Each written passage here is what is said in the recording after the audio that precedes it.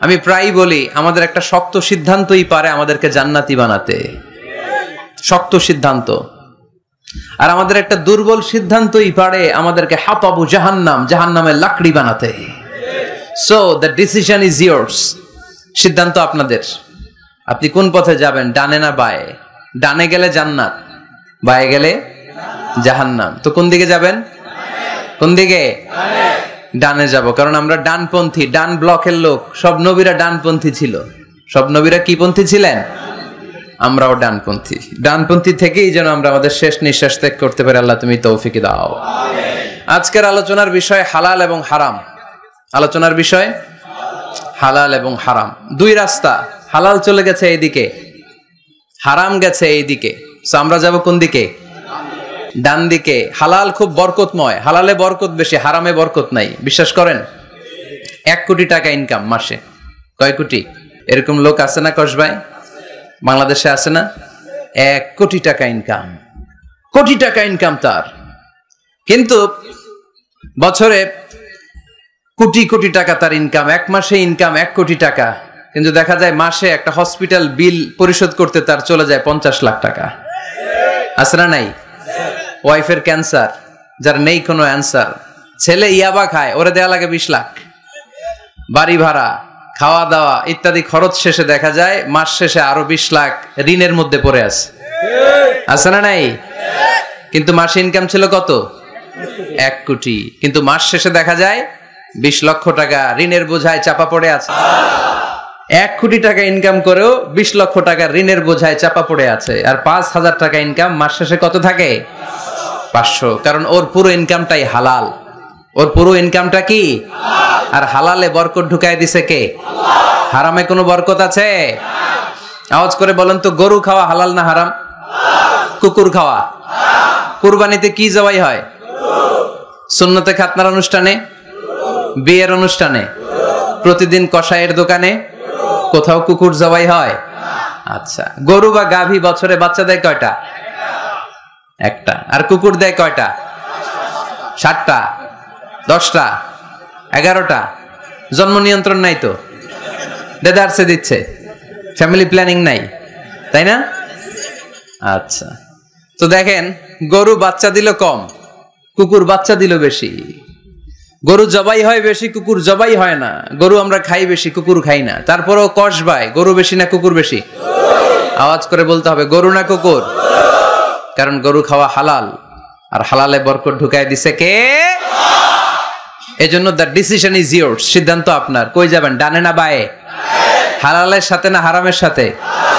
হালালটা হচ্ছে পরিবেশ বান্ধব। হালালটা কি? Eco friendly. এটা পরিবেশ বান্ধব, এটা স্বাস্থ্যকর, এটা রুচিসম্মত, এটার মধ্যে কোনো ঝামেলা নাই, এটাতে কোনো ভেজাল নাই। হালালে থাকলেই লাভ, যদিও অল্প। সুবহানাল্লাহ পড়েন। এজন্য রাব্বুল আলামিন বলেন, ইয়া আইয়ুহান নাসু কুলু মিম্মা ফিল আরদি হালালান তাইয়্যিবা ওয়া লা তাত্তাবিউ খুতুওয়াতিশ শাইতান ইন্নাহু লাকুম আদুউম মুবিন। ও হয় মানুষেরা, শোনো শোনো, এই জমিনের ভেতরে যেটাকে আমি হালাল করেছি, যেটাকে আমি পবিত্র করেছি, ওইটা খাও, ওইটা গ্রহণ করো। হারাম খেও না, হারাম অর্জন করো না, হারামের কাছেও যেও না। শয়তানের পদাঙ্ক অনুসরণ করো না। জেনে রেখো, শয়তান হলো তোমাদের প্রকাশ্য দুশমন। ঠিক কি না? আদুউম মুবিন। শয়তান আমাদের প্রকাশ্য দুশমন। সে হারামকে আমাদের কাছে চাকচিক্যময় করে তুলে। সে বুঝাতে চায় হারামের মধ্যে আরাম। আসলে হারামে আরাম আছে, হালালের মধ্যে বরকত। এজন্য আমরা সবসময় হালাল অবলম্বন করব। রাজি আছেন তো? কিন্তু আমরা যদি আমাদেরকে প্রশ্ন করি, আমাদের ব্যবসায়, আমাদের চাকরিতে, আমাদের লাইফ লিডিং সিস্টেমে আমরা কি শুধু হালাল খাই? কি খাই? হালালও খাই, সুযোগ পাইলে একটু যদি পাই অমনি ধরে ঘাপুস ঘুপুস। সুযোগ পাইলেই কি ঘাপুস ঘুপুস? ঘাপুস ঘুপুস করা যাবে না। অনেকে আবার আছে দেখবেন, খাওয়ার ক্ষেত্রে হালাল খোঁজে। খাওয়ার ক্ষেত্রে আমি অনেক লোক দেখেছি। থাইল্যান্ডে আমি গেলাম, দেখি যে তার ব্যাপারে জানি যে সরকারি চাকরি করে, লক্ষ লক্ষ টাকা 2 হাতে কামায়। এমনি গাছেরটাও খায়, তলারটাও কুড়ায়। আছে না নাই?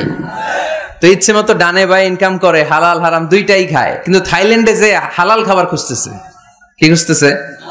ওখানে যে জিজ্ঞেস করে যে এই দোকানে কি পর্ক আছে, পর্ক থাকলে খাবো না। পর্ক মানে হচ্ছে শূকরের চর্বি, শূকরের গোশত বা চর্বি মিশানো কোনো খাবার উনি খাবে না, কারণ এটা হারাম। আর ঘুষ যে খায় এটা খুব হালাল। এরকম ডাকাইতে আছে না নাই? তাহলে আমাদের মুসলমানদের সবচেয়ে বড় সমস্যা হচ্ছে আমরা খাওয়ার ক্ষেত্রে হালাল খুঁজি, কিন্তু ইনকামের ক্ষেত্রে ওই জিনিসটা খুঁজি না। এরকম আছে না নাই? না। Your food should be halal, your drinks should be halal, your income should be halal, your dress up, your fashion should be halal, and your entertainment should be halal. আপনার পোশাক হতে হবে হালাল, আপনার খাদ্য হতে হবে হালাল, আপনার উপার্জন হতে হবে হালাল, আপনি যে বিনোদন করছেন এই বিনোদনটাও হতে হবে হালাল। চিল্লায় বলেন ঠিক কিনা? হালাল বিনোদন লাগবে, হালাল ড্রেস আপ লাগবে। ছেলেরা কি স্বর্ণ পড়তে পারবে? ছেলেরা কি সিল্কের জামা পড়তে পারবে? আমরা সিল্কের জামা পড়ি না, এটা আমাদের জন্য হারাম করেছে কে? ছেলেরা জুয়েলারি পড়তে পারবে? গলায় চেইন পড়তে পারবে? হাতে ব্রেসলেট দিতে পারবে?